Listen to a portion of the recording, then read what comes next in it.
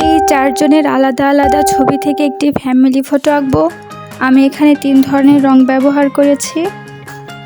Skin colour রঙগুলো আমি online থেকে নিয়েছিলাম, সাথে নর্মাল কিছু পেন্সিল কালার এবং ছোটোবেলায় যে ডায়মন্ড কালারগুলো ব্যবহার করতাম তা ব্যবহার করেছি জামা কাপড়ের ক্ষেত্রে। আর এটি একটি কাস্টমাইজিং ওয়ার্ক। যেহেতু ভাইয়া প্রবাসী, তার পরিবারের সাথে তেমন কোনো ভালো ছবি না থাকায় তিনি চেয়েছিলেন সবাইকে একই ফ্রেমে বাঁধতে। আর প্রিয় মানুষদের জন্য, প্রিয় মানুষকে দেওয়ার জন্য শিল্পের ছোঁয়ার থেকে ভালো উপহার হতে পারে না। যারা শিল্প ভালোবাসে তারা এটা বুঝবে যে হাতে আঁকা ছবির আলাদা একটি অনুভূতি আছে। শিল্পের ছোঁয়া নিতে চাইলে যে কেউই পারে একটি সুন্দর ছবি এঁকে ভালো একটি মুহূর্ত, একটি সময়ের স্মৃতি বাঁধাই করে রাখতে, একটি সুন্দর ফ্রেমে আটকে সারা জীবন রেখে দিতে পারে।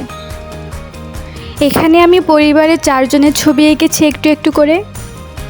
একটি ছবি আঁকতে ভীষণ সময় লাগে, সবসময় বড়টা ভিডিও করা হয় না অথবা দেখানো হয় না। কাটছাট করে অনেক ছোট একটি ভিডিও এনেছি আপনাদের জন্য। ছবি রিয়েলিস্টিক করার জন্য আলো ছায়ার খেলাটা খুব জরুরি। যেহেতু এটি একটি বড় কাজ, ভিডিওটাও ভীষণ বড় হবে। আমি এখানে একজন করে ছবি এঁকে তা পোস্ট করব, একদিনে করা সম্ভব না। আর তাই বাকি ছবিগুলো পরবর্তী ভিডিওতে আপলোড করব। আশা করি এই স্কেচটি আপনাদের সবার ভালো লাগবে। ভালো থাকবেন সবাই। আজ এই পর্যন্তই।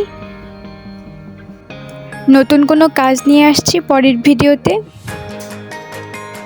আশা করি সবাই পাশে থাকবেন। এই যে final look. Enjoy this sketch.